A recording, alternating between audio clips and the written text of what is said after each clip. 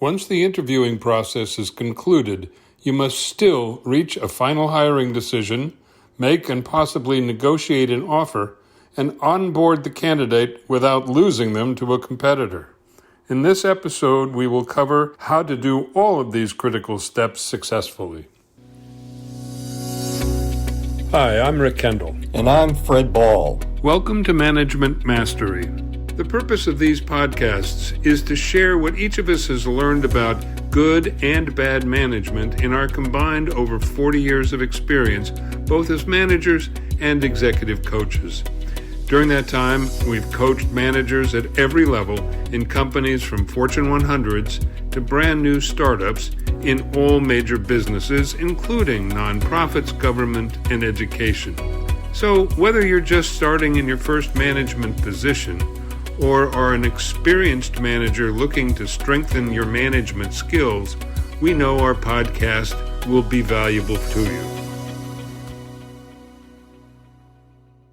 In today's episode, we're going to talk about making the decision and presenting an offer to a candidate, how to negotiate the offer, and then the important steps to do in the follow-up up till the time they are on board.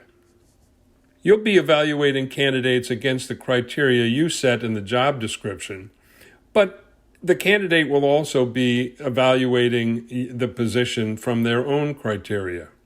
The first criterion you need to examine in evaluating a candidate is, do they want the job you're offering them? Now you can say, well, of course they want the job. They wouldn't be sitting across from me. But that's not necessarily the case.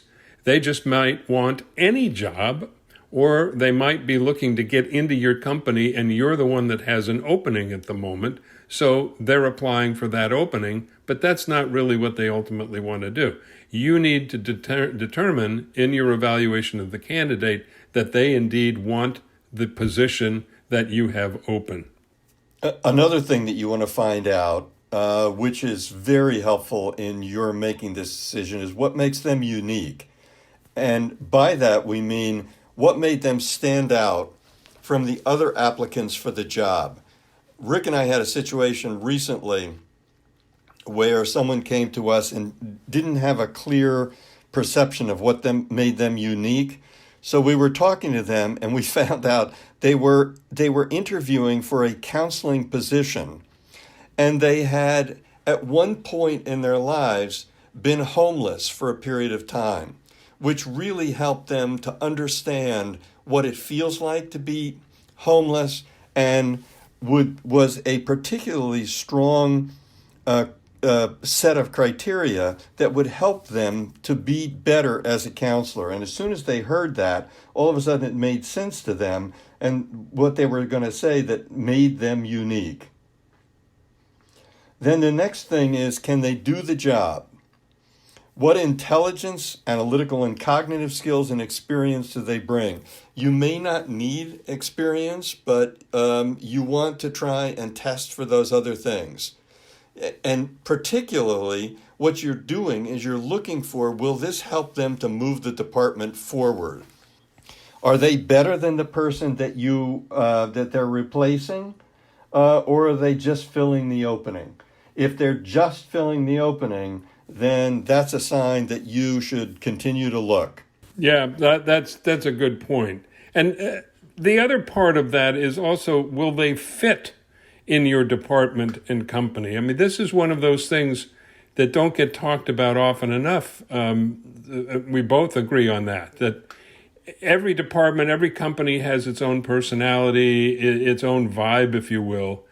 And it's critical that the person just emotionally and socially will be consistent or fit in to your department. And I, as a manager, have had more than one experience with a candidate who was really good on paper, who came highly recommended, who had all the skills and intelligence that the job required, but they were, oil and water. They just did not mix with the other people on the staff, and it eventually didn't work out. It's very sad, but you really have to pay attention to that aspect, that will they fit? And then typically, the tiebreaker that you're looking for is, does the candidate have passion for the work? That's not easy to ascertain in every situation, but if you continue to watch throughout the course of the interview, you can see whether the candidate has a positive attitude, whether they have an authentic excitement about life, whether they smile, whether their eyes sparkle. And what you really want to do is to see, do they actually have the ability to inspire others to do better either by their example or by fitting in as a member of the team? Yeah, I think you can really tell, Fred, in an interview, have they done their homework? And I don't mean just intellectually. Do they follow the industry? Do they get excited when they talk about it? Do they talk about what's going on in the business? You can really get a sense of, they're enthusiastic about what they're going to be doing. Then, Rick, why don't you talk a little bit about what the candidate will be thinking on their way home? Yes. I think too often we don't really try to put ourselves on the other side of the desk and think about, okay, what's important to the candidate. That they want an organization that's exciting, dynamic, etc. They want challenging work. They want to feel that they're getting ahead or have the opportunity to get ahead. They want an outstanding boss, a mentor, a coach. And we, both of us, just saw research that talked about why people leave jobs. And after money, the next one is didn't like the boss. So that's a very important criterion that you have to keep in mind as you're trying to recruit an outstanding candidate. They want to be respected. They want good compensation and benefits, and they want a reasonable work-life balance. And what's important, you need to be thinking about these things as you're interviewing a client, but after you've made the offer, and you should think about them again and ask yourself, did I cover all of these? Did I really make sure they understood all the benefits of working here? And if you didn't, if you forgot something that you think is a real plus about working at your company or in your department, when you talk to them again, try to bring it up and mention it so you reinforce those things. Once you've made the decision as to who you want, and before presenting an offer, you're going to want to check references on the person. And you'll find from talking to people that many people will say to you, oh, look, it's not even worth checking references. That's not true. It is definitely worth checking references. It may not be easy, as many companies don't want to say more than when someone was hired and when they left. But if that's the best that you're doing, then I would go to the candidate and I would ask to speak with a couple of their former bosses. Obviously, when you do that, the person is going to get to prep their former boss, but that's okay. You can still learn some interesting things from following through on that process. And you want to learn from the kinds of questions that you can ask. How did the candidate respond to feedback? Why did the candidate leave your organization? What are the candidate's strengths and weaknesses? Would you hire the candidate again if you could? And you can probably add additional questions to that. And then, as we talked about in the screening process, you want to check the person's social media and see what you can learn from that process as well.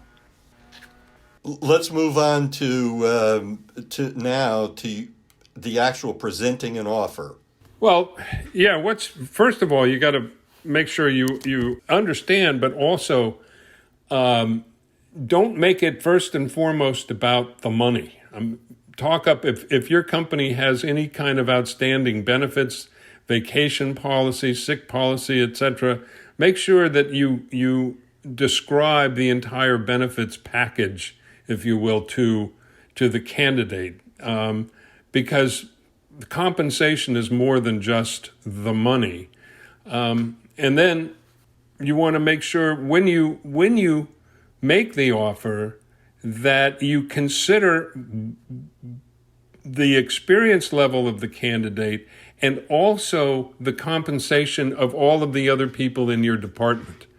You need to assume that everybody in the department is going to know what this new candidate is being paid. It may not be true, it may be against company policy, but you need to assume that they will know. So you don't want to offer a new person compensation that's more than what your star players are already getting. Yeah, as Rick was saying, he was to have all of the thought process that you need to have regarding all the aspects of the compensation system, so that you are in full control and knowledgeable about what you need to do. Then, when you're going to make the offer, you want that to be face to face, if at all possible. And you want to tell the candidate how excited you are about potentially having them. You want to remind them of all the positives of working for your company and on your team. Let them know about the new learnings and experience that they'll have. And then you present the initial offer to them. You give yourself some room so that if in fact they don't accept right away, but they want to negotiate, that you've got a little bit of room to move. And as Rick said, you want to make sure that that initial offer is not more than the key people who are on your staff, who they will find out how much a new person is offered. And if that new person is offered more than they may very well be looking for a new job. Yeah, that is really important. I started to say, I worked for a company where they actually published everyone's salary once a month. And there were reasons for that, but it's unusual. But it made you acutely aware of compensation and how people viewed their compensation versus their coworkers. It's very important. You just have to assume they're going to know. Then let's see what will happen with the candidate and whether we have to do any negotiation. If the candidate is brand new, then there's not going to be any negotiation. They're going to come in and they're going to accept on the first step, and it will be a done deal.